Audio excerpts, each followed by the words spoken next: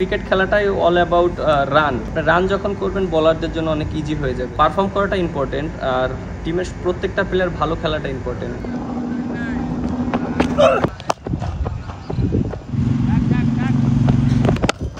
প্র্যাকটিসের চেয়ে তো খেলাটা অনেক ইম্পর্টেন্ট। আর আমি মনে করি যে যেহেতু ওরা খেলার ভিতরে আছে আর সিমিলার কন্ডিশনই আছে ওয়েস্ট ইন্ডিজেরই, আর ওরা টিমের সাথে জয়েন করবে এবং আশা করি যে ওদের কন্ট্রিবিউটটা অনেক ইম্পর্টেন্ট। যেহেতু সৌম্য ভালো খেলেছে, এটা আমাদের টিমের জন্য অনেক বিরাট অ্যাডভান্টেজ থাকবে এবং আমাদের টিমে আরও যারা আছে ইয়াং প্লেয়ার তাদের জন্য অনেক অপরচুনিটি থাকবে পারফর্ম করার জন্য। কারণ আপনি দেখেন যে এখন অনেক কিন্তু কম্পিটিশন, যারা এখন ইনজুরিতে আছে বা বাইরে আছে, এই জায়গাগুলো যদি ওরা ভালো খেলতে পারে এন্ড অফ দ্য ডে আমাদের টিমের জন্যও ভালো হবে, ওদের কেরিয়ারের জন্যও ভালো হবে। আমরা বুঝতে পেরেছিলাম যে আমাদের ল্যাকিংসগুলো কোথায়।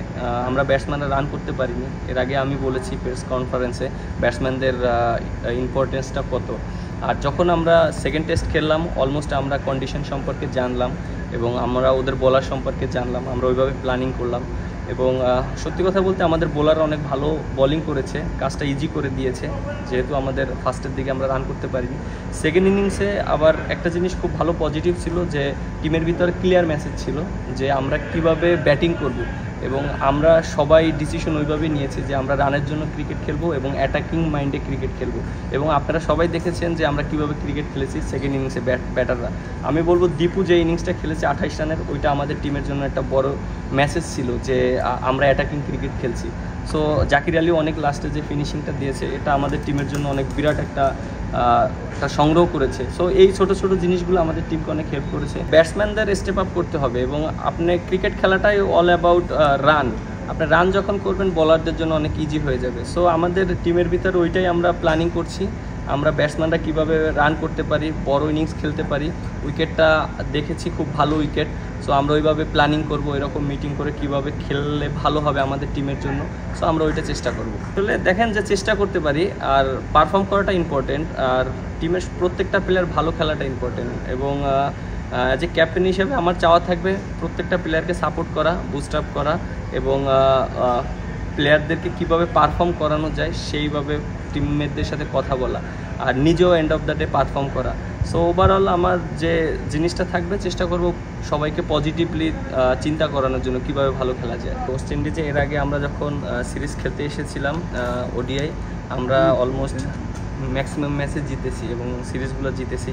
এবং লাস্ট যখন 22 সালে এসেছিলাম তখন আমরা সিরিজ জিতেছিলাম ওডিআই। এবং 18 সালে যখন আমি এসেছিলাম এই মাঠেই আমাদের লাস্ট ম্যাচ খেলেছিলাম এবং ওই ম্যাচটা আমরা জিতেছিলাম, প্রায় 300+ রান করেছিলাম এবং আমরা সিরিজ জিতেছিলাম এই মাঠেই, কারণ আমরা একটা জিতেছিলাম, ওয়েস্ট ইন্ডিজ একটা জিতেছিল।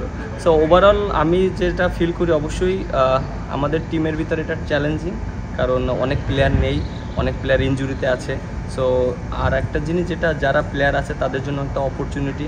সো আশা করি যারা সুযোগ পাবে তাদের জন্য তারা যেন ভালো খেলতে পারে এবং স্মরণীয় করে রাখতে পারে।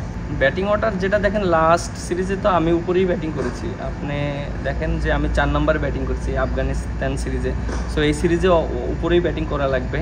আর যেহেতু আমাদের রেসপন্সিবিলিটি অনেক বেশি, যারা অনেক দিন ধরে ক্রিকেট খেলছি, বিশেষ করে আমি আছি, তারপর লিটন দাস আছে, সৌম্য সরকার আছে, রিয়াদ ভাই আছে এবং বোলিং ইউনিটটাকে তাসকিন আছে, তারপরে আপনার তানজিম সাকিব আছে, খুব ভালো বোলিং করছে।